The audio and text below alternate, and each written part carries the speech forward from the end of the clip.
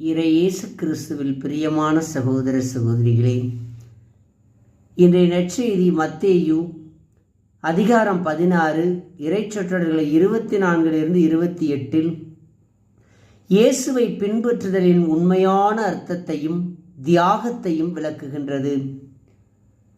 ஒருவன் தன்னை வெறுத்து தன் சிலுவையை சுமந்து இயேசுவை பின்பற்ற வேண்டும் என்றும், தன் ஜீவனை ரட்சிக்க விரும்புகிறவன் அதை இழப்பான் என்றும், உலகத்தையே ஆதாயமாக்கி கொண்டாலும் தன் ஆன்மாவை இழந்தால் அதனால் பயனில்லை என்றும் இயேசு உறுதியாக கூறுவதை பார்க்கிறோம்.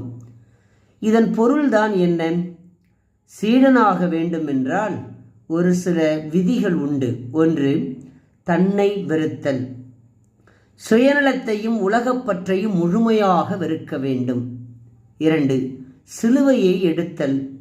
துன்பங்களையும் அவமானங்களையும் போராட்டங்களையும் இயேசுவுக்காக மகிழ்ச்சியோடு ஏற்றுக்கொள்ள வேண்டும். 3, பின்தொடர்தல். இயேசுவின் வழியை, இயேசுவின் வாழ்வை, இயேசுவின் விழுமியங்களை முழுமையாக நடந்தல் வேண்டும். 4, ஆன்மாவின் மதிப்பு. ஜீவனை இழத்தல். உலகப் பொருட்களை தேடி ஆன்மாவை இழப்பது மிகப்பெரிய நஷ்டம். ஈடுகொடுக்க இயலாமை. ஒருவன் தன் ஆன்மாவிற்காக ஈடாக எதை கொடுக்க இயலும்? இறுதி தீர்ப்பு மற்றும் ராஜ்யம். மனுஷகுமாரனின் வருகை.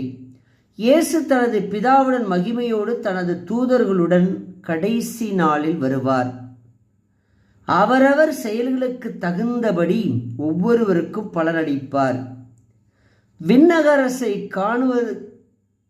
காணும் வரை மரணத்தை ருசிக்காதவர்கள் சிலர் இருக்கிறார்கள் என்கிறார் இயேசு. நாம் என்ன செய்ய வேண்டும்? இவ்வுலக வாழ்வில் அழைக்கப்பட்டவர்கள் அனைவருமே இயேசுவின் சீடர்களே.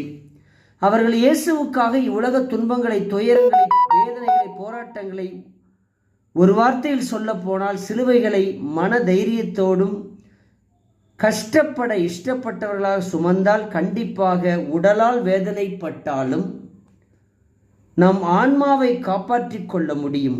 காரணம், இவ்வுலக செயல்பாடுகள் உடலளவில் துன்பத்தை தந்தாலும் ஆன்மாவை கடவுளை தவிர வேறு யாராலும் ஒன்றும் செய்ய இயலாது.